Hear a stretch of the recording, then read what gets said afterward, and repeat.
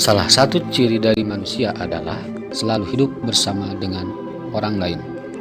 Karena manusia adalah makhluk sosial. Ia memiliki sifat gregariousness, yaitu suatu naluri untuk selalu hidup dengan orang lain. Manusia melakukan interaksi sosial dalam kehidupannya untuk memenuhi berbagai kebutuhan pokok, sandang, pangan, dan juga papan.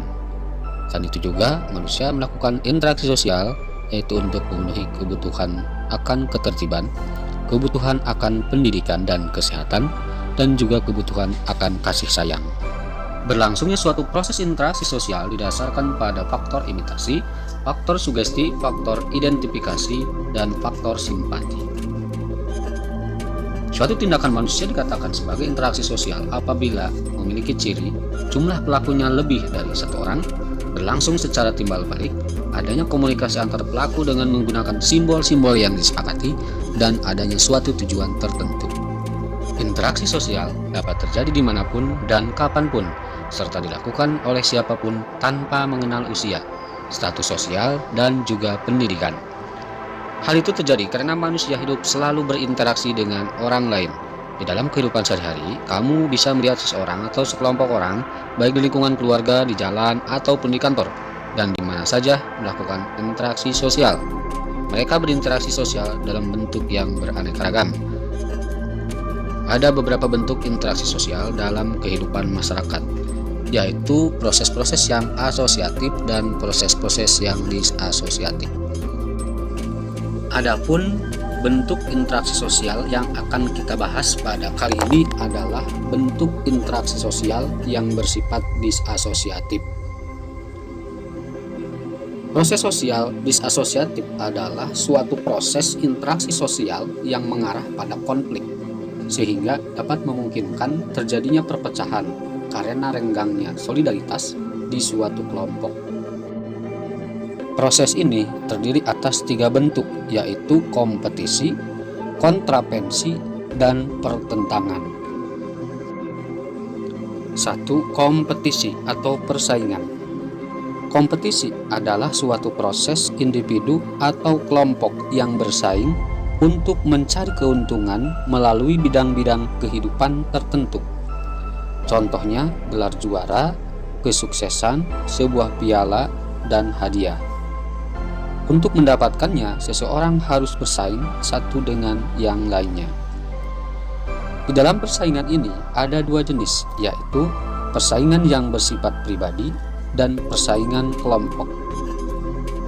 Kompetisi pribadi melibatkan satu individu dengan individu yang lain yang secara langsung bersaing untuk mendapatkan sesuatu. Contohnya persaingan antara pemain tunggal bola voli putra atau putri pantai, kemudian juga persaingan antara 2 calon ketua OSIS ketika pemilihan ketua OSIS di sekolah misalkan, atau juga mungkin persaingan tunggal putra putri kejuaraan tenis meja misalkan ya, dan lain sebagainya. Kompetisi kelompok merupakan persaingan yang melibatkan berbagai pihak secara berkelompok, seperti pertandingan sepak bola, pertandingan futsal, pertandingan bola voli, dan lain sebagainya. Dalam pelaksanaannya, persaingan ini memiliki beberapa bidang, yaitu persaingan ekonomi, persaingan kebudayaan, persaingan kedudukan, persaingan kekuasaan, dan lain sebagainya. 2. Kontravensi. Kontravensi adalah suatu sikap mental yang tersembunyi terhadap orang lain atau terhadap unsur-unsur kebudayaan suatu golongan tertentu. Kontravensi ini ditandai oleh gejala-gejala adanya ketidakpastian mengenai diri seseorang dan perasaan tidak suka yang disembunyikan, kebencian atau keraguan terhadap kepribadian seseorang.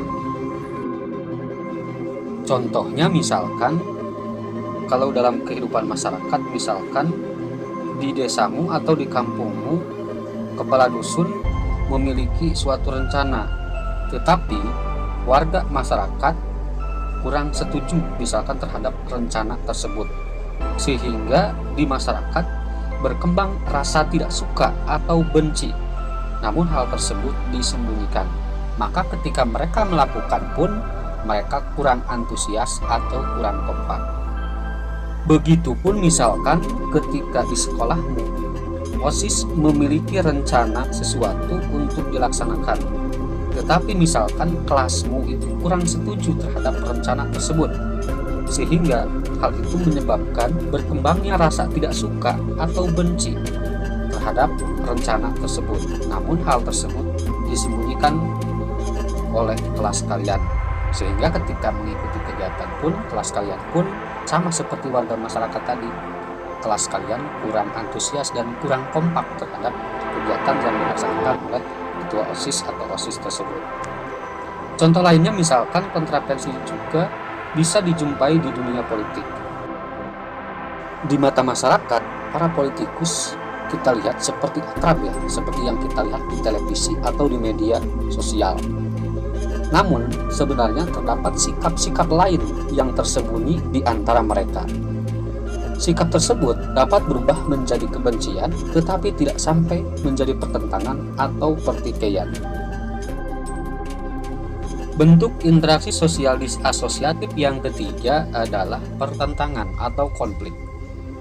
Pertentangan atau konflik adalah suatu proses di mana individu atau kelompok berusaha untuk memenuhi tujuannya dengan cara menentang pihak lawan yang mungkin saja disertai dengan ancaman dan kekerasan.